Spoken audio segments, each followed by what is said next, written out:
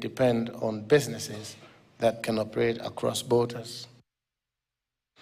Kenya is ramping up calls for climate-smart agriculture in arid regions as leaders push for a shift away from rain-dependent farming amidst growing weather uncertainty. Kibwezi West Member of Parliament Mwenge Mutuse is urging ASAL communities to adopt water harvesting and irrigation farming, positioning the move as a key to improving food security and building resilience against climate change.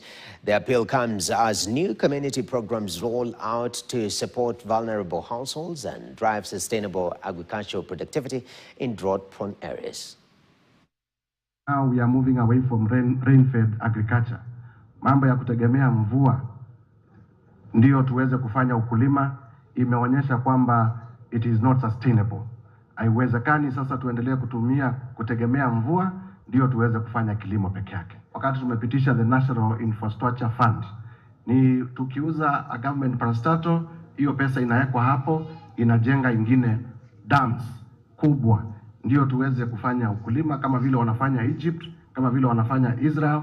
So you are very aligned as Compassion because this is the future.